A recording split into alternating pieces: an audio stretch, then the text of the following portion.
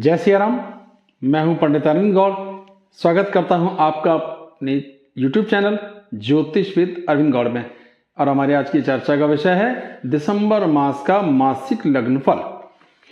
3 episode पहले ही upload किए जा चुके हैं, जिसमें मेष से लेकर धनु तक की चर्चा की जा चुकी है और उनका लिंक मैं आपको डिस्क्रिप्शन में दे रहा हूं, जिससे कि आप अगर उन्हें भी देखना चाहें तो देख सकें। आज आखिरी की 3 लग्न मकर, कुंभ और मीन पर चर्चा होगी कि लमसम उनकी स्थिति पूरे दिसंबर मास में कैसी रह सकती है। ये सारी बातचीत, ये वार्तालाप और ये वीडियो लग्न पर आधारित है। आप इसे राशि के हिसाब से भी देखना चाहें तो देख सकते हैं, पर मेरा ऐसा मत है कि लग्न से ही देखा जाना ज्यादा शुभ होता है। कुछ 6 परिवर्तन यहां पर इस पूरे महीने में हो रहे हैं और पहला परिवर्तन 4 दिसंबर को होगा। मंगल ग्रह जो अभी तुला राशि में चल रहे हैं, तब वो वृश्चिक राशि में आ जाएंगे और मास के अंत तक वृश्चिक राशि में ही बने रहेंगे। ये पहला परिवर्तन देखने में आएगा। लिस्ट आपके सामने, आप उसमें भी सारी बातें देख सकते हैं। 9 तारीख को शुक्र अपनी राशि धनु राशि से बदल करके मकर में चले जाएंगे अपने मित्र के घर में, तो वहां वो अधिक बलवान हो जाएंगे। इसकी चर्चा भी करेंगे। उस पर राहु की दृष्टि रहेगी, इसकी चर्चा भी होगी। 11 तारीख को बुध अपनी राशि बदलेंगे और वो धनु राशि में चले जाएंगे। 16 तारीख को सूर्यदेव अपनी राशि बदलेंगे, वो भी धनु में चले जाएंगे। 19 तारीख को शुक्र वक्री हो जाएंगे, इसका भी प्रभाव पड़ेगा। और 30 तारीख को फिर से बुध अपनी राशि बदल करके मकर में चले जाएंगे। तो ये कुल 6 परिवर्तन देखने में आएंगे, जिनका असर इन तीनों लग्नों पर पूरे महीने में क्या क्या हो सकता है, इसी संबंध में थोड़ा विचार करेंगे। हर लग्न का अपना एक बेसिक स्वभाव है। आप सभी की अपनी भी एक जन्म कुंडली है। ऐसा नहीं है कि जो भी बातचीत की जा रही है वो एज इट इज ज्यों की त्यों आप पे लागू हो जाए, संभव नहीं है। तो आपको गोचर के वीडियो को एक गाइडलाइन के तौर पे देखना चाहिए, समझना चाहिए, जिससे कि आपको एक थोड़ा आइडिया हो जाए कि लमसम क्या हो सकता है। आप अपनी तैयारी और सावधानी करेंगे तो आपके लिए ज्यादा बेहतर स्थिति यहाँ पे देखने में आएंगी। 100% कोई चीज कभी ज्योतिष में ठीक नहीं हो सकती, क्योंकि ये सिर्फ गोचर की बातचीत है। आपके पास आपकी अपनी जन्म कुंडली है, ठीक है। तो एक एक करके सभी लग्नों पे चर्चा करते हैं। और पहली लग्न जो आज के वीडियो की है वो है मकर लगन। मकर लगन में सबसे बढ़िया बात क्या है कि शनि का राजयोग बना हुआ है, जो जनवरी 20 से ही बना हुआ है, 2020 से, और ये लगातार इस महीने भी रहेगा और अभी आगे अप्रैल लास्ट तक भी रहेगा 22 के। तो शशक महायोग का निर्माण हो रहा है, बड़ी अच्छी स्थिति है। और लगन का स्वामी जब लग्नेश में और जो राजयोग है और शशक योग इसका नाम है, इसके अपने प्रभाव और फायदे। लेकिन यहाँ एक और थोड़ी सी खराब स्थिति है जो अभी बन रही है गोचर की, वो ये कि राहु की यहाँ पर पूर्ण दृष्टि है। तो इसका असर भी देखने में आएगा। आपको दांतों की, डाइजेशन की, आंतों की तकलीफें देखने में आ सकती हैं। राहु के कारण आपके स्वभाव में थोड़ा गुस्सा बढ़ सकता है और शनि के इतने मजबूत होने और राहु की दृष्टि के कारण ऐसा भी देखने में आ सकता है कि आप थोड़े से आलसी हो जाएं। अपने स्वास्थ्य के प्रति या अपने व्यक्तित्व के प्रति आप थोड़े जागरूक ना रहें। ये स्थिति नई नहीं आई है। ये लेथार्जिक होना, ये आलसी होना, ये थोड़ा सा टालन टोल पीछे से भी आ सकता है। तो कभी कभी अपने खास काम जो आपकी अपनी ड्यूटीज हैं उसके लिए तो थोड़े लेथार्जिक होते हैं, पर जो एडिशनल और एक्स्ट्रा काम होते हैं उनके लिए बहुत मेहनत हो जाती है। तो ये समझना है कि आपको अपने काम, अपने कर्तव्य के प्रति थोड़ा जागरूक रहना है, स्वास्थ्य का ध्यान रखना है, तो बात बनी रहेगी। वरना आपको छोटी छोटी हेल्थ की दिक्कतें और काम में दिक्कतें देखने में आ सकती हैं। इमेज यूं ठीक रहेगी कि आप औरों के काम तो खूब आ रहे हैं, भागदौड़ हो रही है, लेकिन अपने लिए भी ध्यान रखना है। ये अच्छी स्थिति हो जाती है। और शुक्र जब यहाँ पर शिफ्ट होकर के आ जाएंगे अभी 9 तारीख को, और फिर पूरे महीने लगातार यहीं भी बने रहेंगे, तो ये स्थितियां थोड़ी यूं ठीक हो जाएंगी कि दोनों मित्र हैं, शनि और शुक्र दोनों मित्र हैं, राहु की दृष्टि है। और दशम भाव का स्वामी जब लगन में रहेगा तो ये जीवन स्तर को बहुत आगे बढ़ाता है। तो आपको धन की स्थितियां, धन की परिस्थितियां इस गोचर में बहुत सुंदर देखने में आएंगी। थोड़ी सी स्थितियां सौंदर्य की, थोड़ी मन की चंचलता की भी देखने में आएंगी। इस संबंध में भी थोड़ा सा जागरूक रहने की जरूरत होगी। तो कुल मिलाकर लगन की स्थिति लमसम ठीक है। थोड़ी बहुत सेहत को 19-20 दिक्कतें हैं जो डाइजेशन की या गैस्ट्रिक ट्रबल जैसी हो सकती हैं, थोड़ी बहुत दांतों की भी हो सकती है, लेकिन ये कोई बहुत बड़ी समस्याएं नहीं है। दूसरा भाव जो धन भाव है, धन भाव का स्वामी शनि लगन में आकर के राजयोग बनाकर बैठा है, तो इसे धन के योग की अच्छी स्थिति भी कहते हैं। और वहां बैठते हैं गुरुदेव। अब गुरु क्या है, 12वें घर के स्वामी होकर वहां बैठे और तीसरे भाव के से 12वें घर का स्वामी। तो तीसरे भाव का स्वामी भी शुभ ग्रह नहीं है, 12वें भाव का स्वामी तटस्थ होता है लेकिन मोटे तौर पर शुभ नहीं है। तो बृहस्पति का यहां होना कोई खास फायदे का सौदा नहीं। तो जो शनि से लाभ धन के भाव में मिल रहा है, वहां बृहस्पति के होने से उसका उतना लाभ नहीं हो रहा है। ये एक बात समझने की है। लेकिन फिर भी बृहस्पति शुभ ग्रह है, कुछ ना कुछ लाभ जरूर देते हैं। तो बोली भाषा और व्यवहार आपका बड़ा अच्छा, संयम वाला, प्रेम वाला बना रहेगा। इसका फायदा होगा, कुटुंब के साथ आपका तालमेल, सहयोग बना रहेगा, उनसे आपकी विचारशीलता बनी रहेगी। फैसले जल्दबाजी में आप कुछ गलत लोगे, लेकिन फिर भी कुटुंब के साथ तालमेल, सहयोग और प्यार अच्छा बना रहेगा। ये एक लाभ हुआ। एफर्ट्स के घरों में थोड़ी सी दिक्कत आएगी, मीन्स तीसरे घर का स्वामी अपने से 12वें चला गया, तो बहुत अधिक मेहनत नहीं हो रही है, बहुत अधिक कोशिशें नहीं हो रही हैं, या जो कोशिश की भी जा रही है उसके उतने अच्छे रिजल्ट नहीं आ रहे जितने आप उम्मीद कर रहे हैं। तो भाइयों से तालमेल की स्थितियों को लेकर के थोड़ा बहुत तनाव देखने में आ सकता है, हल्का फुल्का। यानी कुटुंब से प्रेम होना अलग बात है, सही मौके पे कोई आपका साथ दे, ये एक अलग बात है। तो प्रयासों के फल आपको देर से मिलते या ना मिलते या टालम टोल होते, एफर्ट्स तो हो रहे हैं पर रिजल्ट नहीं आ रहे, ऐसा देखने में आ सकता है। ये एक स्थिति बनी रहेगी। इसके बाद आगे बढ़ते हैं तो सुखों की बात करते हैं। सुख की बात करते हैं या मकान की, वाहन की, ये परिस्थितियां पहले 4 दिन तो बहुत ही अच्छी हैं और आज भी अच्छी चल रही हैं, लेकिन जब ये मंगल अपनी राशि 4 तारीख को बदलेंगे तब भी बहुत अच्छी रहेगी। तो लगातार आपके पास धन का, मकान का, वाहन का, उच्च शिक्षा को लेकर के योग अच्छे बने रहेंगे।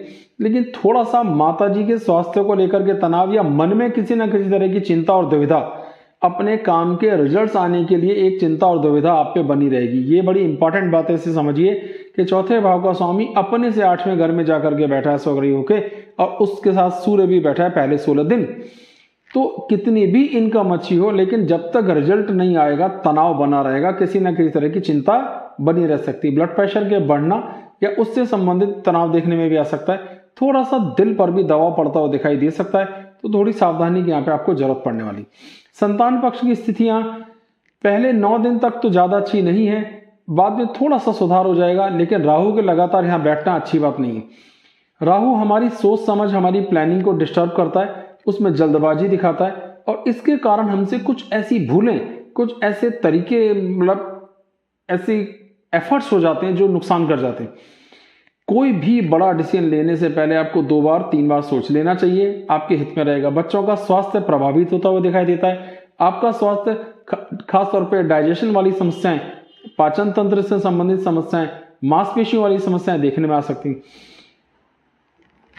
लगभग एक योग और बनता है कि जो इस वक्त पिता या मां बनने का शुरुआत हो चुकी है, और बिल्कुल शुरुआत है, पहले 2-3 महीने ही हैं, तो उन्हें इसलिए भी सावधान रहना चाहिए कि राहु यहां एबॉर्शन की एक संभावना भी दे सकता है। तो आपको क्लियर हो गया कि किस किस तरह की सावधानी। संतान से व्यवहार की दिक्कतें भी आ रही हैं, जल्दबाजी में कोई डिसीजन गलत हो सकता है, आपका अपना डाइजेशन और संतान का डाइजेशन भी खराब देखने में आ सकता है। ये थोड़ी सावधानियां रखनी, थोड़ी सी बातों को यहाँ पे अगर आप दिमाग में लेके चलेंगे तो कम से कम आपको दिक्कत होगी।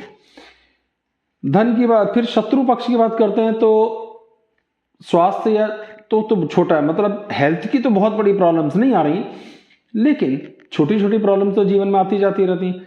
ऐसी कोई प्रॉब्लम जिसमें बहुत बड़ी हेल्थ इशू हो वो तो नहीं हो रहा है, पर छोटी छोटी आएंगी, छोटे छोटे झंझट आएंगे। ये बड़े माइनर फीचर्स हैं, जो आएंगे उनका सॉल्यूशन भी आप ढूंढ पाओगे। तो ज्यादा बड़ी समस्या आपको शत्रुओं की तरफ से या बीमारियों की तरफ से आती हुई नहीं दिखाई देती है। जीवन स्तर, लाइफ पार्टनर की बात करते हैं। अब दशम भाव से दशम भाव होता है, रोजमर्रा की आमदनी भी इसी से हमारी देखने में आएगी। तो ये थोड़ी थोड़ी सी चीजें 19-20 गड़बड़ देखने में आ सकती हैं 5 और 6 तारीख को, और 13 और 14 तारीख को। तो इन तिथियों में अगर हम थोड़ा सावधान रहें, आपसी तालमेल और सामंजस्य को बनाएं, या किसी तरह का मनमुटाव या शक अगर मन में आता है जीवन साथी के, उसका सॉल्यूशन ढूंढ लें, समझा लें, तो दिक्कतें लगभग कुछ भी नहीं है, स्थितियां लगातार ठीक बनी रहेंगी। जीवन स्तर ठीक है, धन संग्रह के मौके मिलते रहेंगे, लेकिन खर्चे बहुत ज्यादा हो सकते हैं 16 तारीख के बाद। आपकी जमा पूंजी वहां खर्च होगी, बहाने कुछ भी निकल सकते हैं। आमतौर पर सूर्य जब 12वें घर में रहता है तो ये थोड़े से एक राजसी ढंग से यानी गवर्नमेंट से संबंधित पेनल्टीज के तौर पर पैसा या डॉक्टर के थ्रू पैसा ज्यादा खर्च करवाता है, तो थोड़ी सी सावधानी की हल्की सी जरूरत रहेगी, जरूर रहने की। भाग्य की स्थितियां ठीक है, कोई खास खराबी नहीं है, लेकिन जब ये 11 तारीख को अपनी राशि बदलेंगे, बुधदेव और 12वें घर में आ जाएंगे, तो उतना सहयोग नहीं मिलेगा भाग्य का, और वहां राहु की भी दृष्टि आ रही है, तो इसका इंपैक्ट ये होगा कि प्रयास कर रहे हैं, रिजल्ट नहीं आ रहे, भाग्य उतना साथ नहीं दे रहा, सही मौके पे सही डिसीजन नहीं ले पा रहे, तो क्या हो रहा है। लेकिन लगन में शनि का राजयोग है, इसलिए बहुत कुछ बिगड़ा नहीं, लेकिन वो रिजल्ट्स भी नहीं आ रहे जिसके लिए आप प्रयास कर रहे हैं, तो ये समझना जरूरी है। जीवन स्तर, धन संपदा, पोजीशन की बात करते हैं। 9 तारीख के बाद जब ये शुक्र अपनी राशि बदल लेंगे तो ये स्थिति बहुत अच्छी रहेगी पूरे महीने के आखिर तक, इसमें लगभग कोई भी समस्या आपको देखने में नहीं आएगी।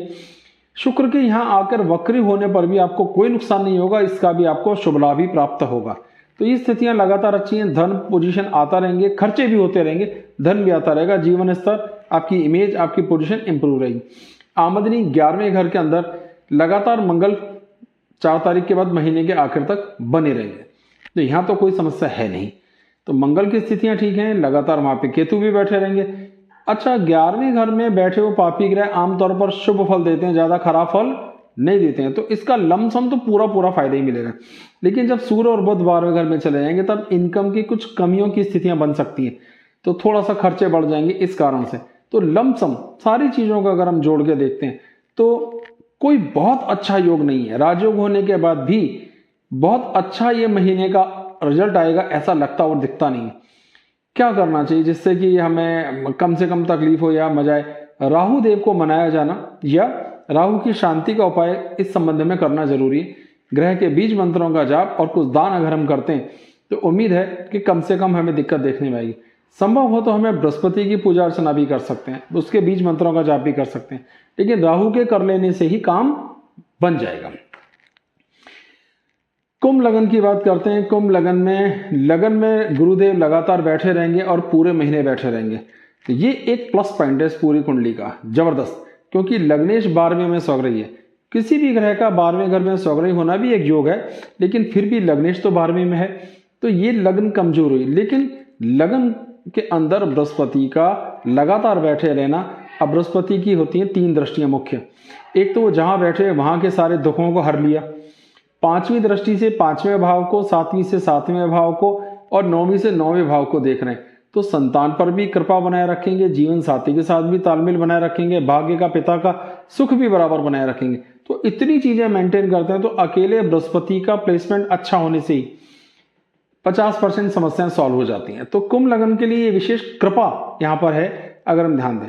अच्छा, एक विशेष योग यहाँ पे बन रहा है 4 तारीख से लेकर 11 तारीख तक, जब चंद्र वृश्चिक राशि, धनु राशि, मकर और कुंभ राशि में रहेंगे, तो 8 ग्रह लगातार दशम, एकादश, द्वादश और प्रथम भाव में रहेंगे, यानी 10वां, 11वें, 12वें और लगन में सारे ग्रह आ जाएंगे एक ही हिस्से में। कुंडली के 4 हिस्से कर दें तो चौथा क्वाड्रेंट जो है उसके अंदर सारे ग्रह आ जाएंगे। तो ऐसी स्थिति में जब सारे ग्रह आ जाते हैं तो एक विशिष्ट योग का निर्माण होता है जिसका नाम है दंड योग। अब नाम ही सोचिए कि नाम ही दंड योग है, सजा। तो ये कोई बहुत अच्छा योग नहीं, 7 दिन तक रहेगा, 4 तारीख से 11 तारीख तक। तो ये बुरा है, परिवार के साथ तालमेल की स्थितियां थोड़ी कमजोर हो जाती हैं, सुखों की हानि देखने में आती है, जो कुछ है उससे अलग हो जाता है। कुल मिलाकर अकेलापन बढ़ता है, औरों के साथ तालमेल की स्थितियां, इमेज, उसकी थोड़ी बहुत दिक्कत देखने में आ सकती है।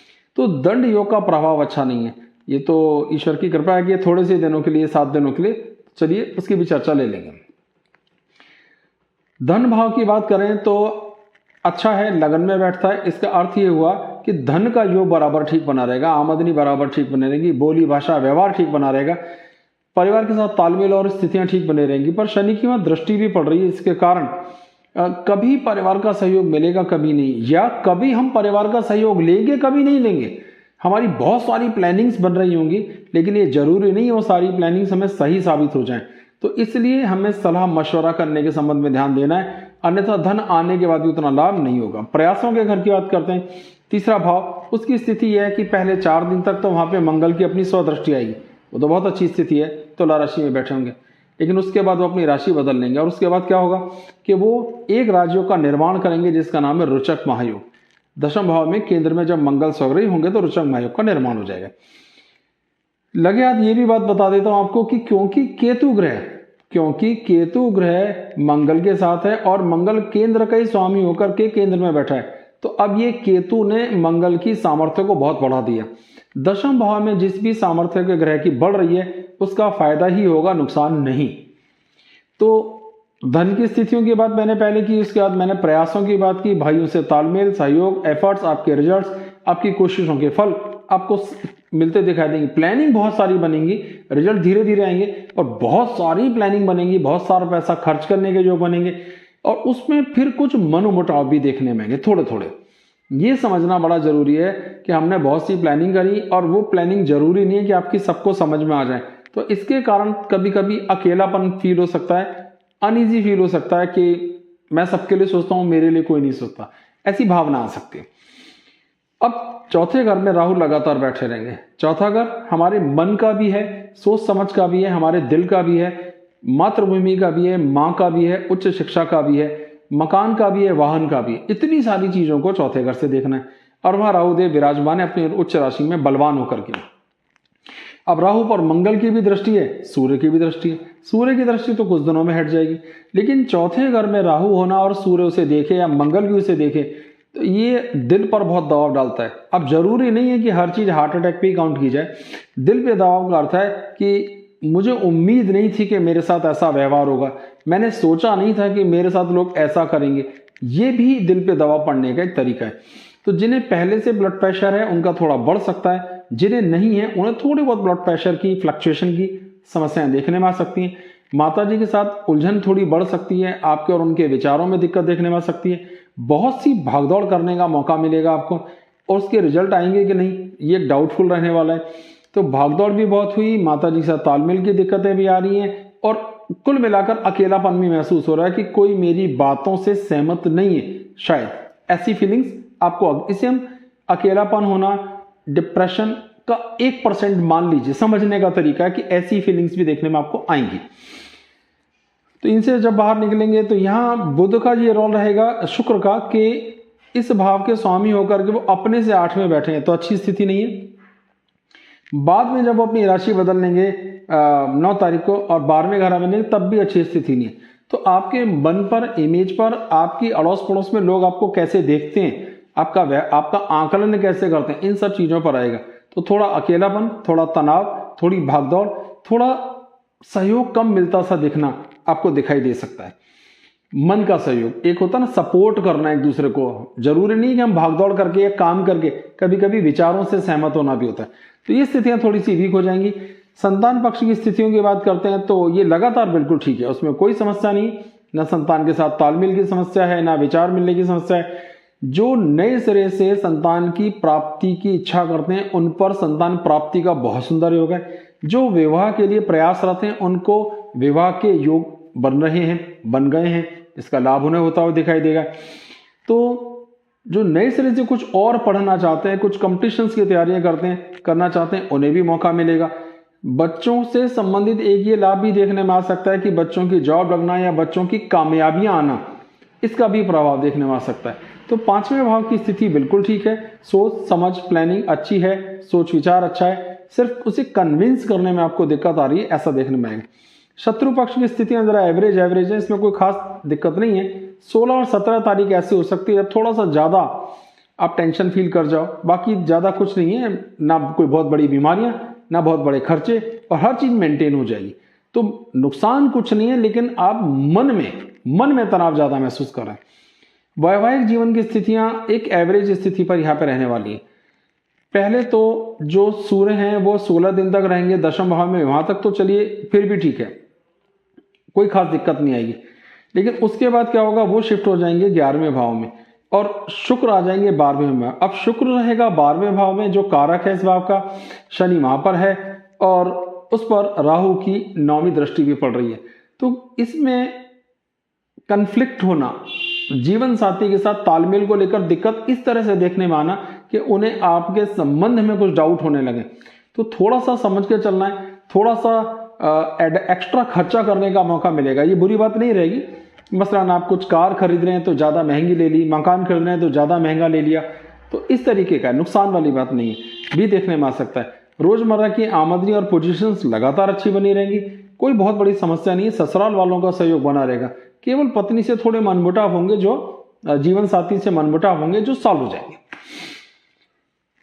अचानक धन प्राप्ति का कोई योग नहीं है, लेकिन अचानक कुछ पैसे ब्लॉक होने का या प्लान के हिसाब से ज्यादा खर्च होने का। कल्पना कीजिए आपने सोचा था 100 रुपया में हम सारे काम को कर लेंगे, लेकिन उसमें लग गया 130 रुपया। तो ये जो एक्स्ट्रा खर्च हुआ ये यहां से आया कि सेविंग्स हमारी ब्लॉक हुई।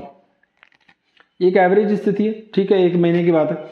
भाग्य की स्थिति पहले 10-11 दिन तक तो बहुत अच्छी रहने वाली है, क्योंकि यहाँ पर शुक्र की स्थिति अच्छी रहेगी।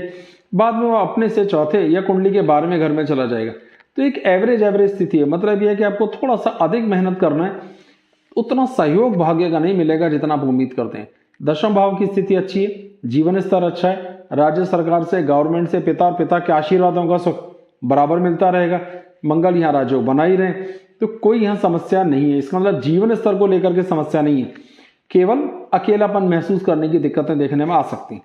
उनका कंट्रोलर है बृहस्पति, वो लगातार लगन में बैठे रहेंगे, तो पूरा महीने इनकम को लेकर के और काफी लंबे समय तक, अप्रैल तक भी इनकम को लेकर के कोई खास दिक्कत नहीं है। खर्चे आपके प्लान के हिसाब से हो रहे हैं, यानी अनप्लान खर्चे नहीं हो रहे। ऐसा नहीं हो रहा कि अचानक पता नहीं कहाँ खर्च हो गया कितना। कुल मिलाकर सारी स्थितियां यहाँ पे ये हैं कि बहुत अच्छा हिसाब किताब नहीं है, फिर भी बृहस्पति ने बहुत कुछ संभाला हुआ है, जिसके कारण कम से कम नुकसान हो रहा है। राहु को मनाया जाना बहुत जरूरी है, तो राहु के मंत्रों का जाप, राहु के लिए कुछ दान अवश्य करें। इतना भी कर लेते हैं तो काम चल जाएगा। अब आती है मीन लगन की बारी, आखिरी लगन। मीन लगन की बात करते हैं तो लगन के जो स्वामी हैं लगातार 12वें घर में बैठे रहेंगे। मोटे तौर पर इसे लग्न दोष कहते हैं, तो ये कमजोर स्थिति, ये अच्छी स्थिति नहीं है। लगन का 12वें घर में जाना शुभ नहीं है, और कहीं ना कहीं अगर आप ध्यान देंगे तो उस पर मंगल की भी पूरी दृष्टि आ रही है, जो लगातार पड़ रही है पूरे महीना। तो ये भी कोई खास योग यहाँ 12वें घर के लिए अच्छा नहीं बनेगा। मतलब स्वास्थ्य को लेकर के, मन को लेकर के, इमेज को लेकर के, सौंदर्य को लेकर के 19-20 तनाव देखने में आ सकता है, ध्यान रखिए। धन की स्थितियां अच्छी हैं, लगातार योग अच्छा रहेगा, क्योंकि जो धन का स्वामी है वही भाग्य का स्वामी है, और भाग्य के भाव में सो रही है, तो भाग्य को लेकर के भी तनाव नहीं है ज़्यादा, और धन को लेकर के भी स्थिति यहाँ पे बिल्कुल ठीक है। ये स्थिति बिल्कुल ठीक है। कुटुंब के साथ तालमेल, एक एवरेज स्थिति रहेगी, कभी अच्छी कभी खराब, तो बहुत खराब नहीं, बहुत अच्छी भी नहीं। तो भाग्य की स्थितियां यहाँ पे ठीक हैं, धन का योग यहाँ पे ठीक है, कुटुंब के साथ तालमेल की स्थिति यहाँ पर ठीक है। एफर्ट्स की बात आती है, तीसरे घर में बैठा हुआ राहु, मोटे तौर पर राहु का राजयोग समझिए कि वो राहु का राजयोग है, बहुत ही अच्छा प्रयास करने का मौका देता है, जबरदस्त प्रभाव देता है, इतनी ऊर्जा देता है कि आप कोई भी काम हाथ में लेंगे उसे कर सकने की सामर्थ्य होती है। लेकिन समस्या ये होती है कि डायरेक्शन का ही पता नहीं है कि क्या करें या कहाँ अपनी सामर्थ्य को लगाएं, इस वजह से थोड़ा अनईजी हो सकता है। लेकिन उन्हें वर्चस्व करने का आदत होती है, बॉसिज्म थोड़ा सा आ जाता है, जिसके कारण दिक्कत देखने में आ सकती है। लेकिन कुल मिलाकर ये स्थितियां यहाँ पे ठीक रहने वाली है। प्रयास और उनके फल मिलेंगे, थोड़ा देर से मिलेंगे लेकिन मिलेंगे, और भाइयों के साथ तालमेल की स्थितियां बिल्कुल ठीक रहेंगी। कभी कभी देखने में आ सकता है कि थोड़ी दिक्कत पहले से भी होगी, तो आपको कान से संबंधित कोई तनाव देखने में आ सकता है, कंधों में दर्द की शिकायतें देखने में भी आ सकती, तो इसकी सावधानी रखने की जरूरत है। माता जी के साथ उच्च शिक्षा वाली स्थितियां, धन, मकान, वाहन, मन का सुख, हमारी इमेज, ये सारे भावों के लिए हम चौथे भाव पे ध्यान देते हैं। यहाँ के स्वामी बुध 3 बार राशि बदलेंगे, पहले वो धनु में आएंगे, फिर मकर में जाएंगे, तो वृश्चिक में है, वृश्चिक से धनु, धनु से मकर, तो 3 राशियों को टच करेंगे, वृश्चिक को, धनु को और मकर को। अब चूंकि मकर में तो आखिरी के 30 तारीख को जा रहे हैं 2 ही दिनों के लिए, तो उसको फिलहाल हम छोड़ देते हैं। तो उनका जो कुछ भी असर है पहले 9 दिन तक, 11 दिन तक तो वो रहेगा वृश्चिक में, उसके बाद रहेगा धनु में। ये दोनों ही स्थितियां ठीक हैं, लेकिन जब तक वो वृश्चिक में तब तक तो बहुत अच्छा है, बाकी जब धनु में आएंगे तब भी ठीक है। इसका अर्थ ये निकला कि सुखों की स्थितियां, मकान, वाहन का योग, माताजी से तालमेल का योग, हमारी इमेज, पोजीशन, लगभग इसमें कोई ऐसी खराबी की बात नहीं जिसके लिए हम चिंता करें। शुक्र की भी वहां पूरी दृष्टि पड़ रही है और बृहस्पति की भी वहां दृष्टि पड़ रही है, तो ये स्थितियां लगभग ठीक है। 1-8% लाइफ में तो कुछ भी हो सकता है, पर ज़्यादा टेंशन वाली बात किसी भी मुद्दे पर नहीं। संतान पक्ष की स्थितियां एवरेज हैं, ना बहुत अच्छी है ना बहुत खराब है। थोड़ा सा डाइजेशन भी ऊपर नीचे होता हुआ दिखाई देगा। कई बार ऐसा भी देखने में आ सकता है कि आप और बच्चों के बीच में जो सामंजस्य बना कभी बिगड़ा, नए सिरे से अगर संतान के इच्छुक हैं तो फिलहाल कोई योग नहीं बन रहा है, तो ये स्थितियां ज़्यादा अच्छी नहीं हैं। और केतु की पूरी दृष्टि भी यहाँ पड़ रही है, तो ये भी कोई बहुत सुंदर योग नहीं है। तो शनि की भी दृष्टि पड़ रही है, तो कुल मिलाकर संतान, आपका डाइजेशन, सही मौके पे से एडिशन, ये स्थितियां थोड़ी एवरेज है, बहुत अच्छी नहीं है। तो इन मुद्दों पर सावधान रहने की आपको जरूरत होगी। बच्चों से तालमेल, बच्चों के साथ एडजस्टमेंट बढ़ाइए, उनके साथ टच में रहिए जिससे आपको कोई दिक्कत ना हो। पानी से, जल से बच्चों को तकलीफ देखने में आ सकती है। आपको भी ऐसी समस्या स्वास्थ्य की जिसमें पानी काउंट होता है, चाहे वो फेफड़े हैं, चाहे फिर वो यूरिन इन्फेक्शन हैं, इस संबंध में भी सावधानी की जरूरत पड़ेगी। शत्रु पक्ष पर आपका दबदबा लगातार पूरे महीने बना रहेगा, कोई आप पर हावी नहीं हो पाएगा। कुछ ऐसी समस्याएं जो कानूनी चल रही थी, उनके सॉल्व होने का भी मौका आएगा। कुछ इस तरह से भी धन कमाने का मौका मिलेगा कि जहां शत्रुओं के बीच में मध्यस्थता करवा के भी कुछ आपको प्राप्ति हुई और समस्या भी सॉल्व हुई, तो ये भी बड़ा अच्छा योग है, इसमें कोई समस्या की बात नहीं है।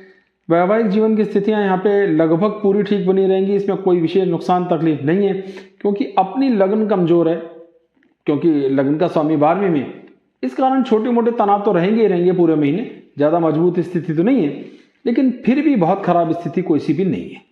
तो ये स्थिति ठीक हो गई, वैवाहिक जीवन का हिसाब ठीक है, रोजमर्रा की आमदनी ठीक है, छोटे मोटे सिरदर्दियां तो चलती रहती हैं। भाग्य की स्थिति बहुत अच्छी है, इसमें कोई समस्या की बात नहीं है। पिता का सुख, पिता का आशीर्वाद, पिता की कृपा, ये जबरदस्त तरीके से मिलेगा, जिसके कारण बहुत सी समस्याएं सॉल्व होती रहेंगी। और धन संग्रह का योग भी थोड़ा सा बनेगा, पैसा कमाने का भी थोड़ा सा मौका मिलेगा, कुछ यात्राओं का भी मौका मिलेगा जिसका कोई खास लाभ नहीं होगा। जो स्टेटस को बिलोंग करता है, इस सब भागदौड़ से लास्ट में जब हमने धन कमाया तो उससे हमारा रुतबा कितना ऊंचा हो रहा है, वो स्थितियां ज्यादा अच्छी नहीं। तो लग्न दोष भी बन रहा है और 10वें भाव का स्वामी त्रिक भाव 6, 8, 12वें में आया, तो ये दोनों योग पूरी कुंडली की सारी सामर्थ्य को कम कर रहे हैं। यानी जो मिलना चाहिए, जितना मिलना चाहिए था उतना नहीं मिलेगा, ये देखने में आएगा। आमदनी लगातार बनी रहेगी, आमदनी का योग अपनी जगह अच्छा है, लेकिन हमारे प्रयास सही होंगे, सही दिशा में होंगे, तभी उस आमदनी का लाभ होगा। तो इसका अर्थ यह है कि प्रयास सही दिशा में नहीं है, इसलिए रिजल्ट उतने नहीं आ रहे। लेकिन जितनी भी एफर्ट्स किए गए, जो सही दिशा में करे गए, उनका रिजल्ट जरूर आएगा, मीन्स आपको आमदनी होगी। तो 100 में से 40 प्रयास आपके जेन्युइन थे, सही डायरेक्शन में थे, उनका रिजल्ट फौरन आ गया, पैसे आ गए।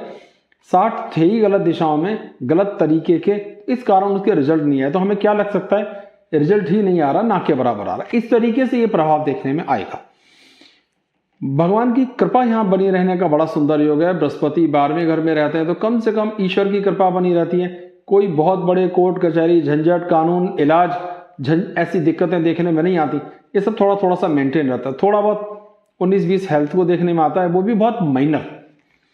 तो लमसम पूरे महीने कैसी स्थितियां रहेंगी, उसका क्या क्या प्रभाव होगा, उसकी चर्चा यहाँ पे हो गई है।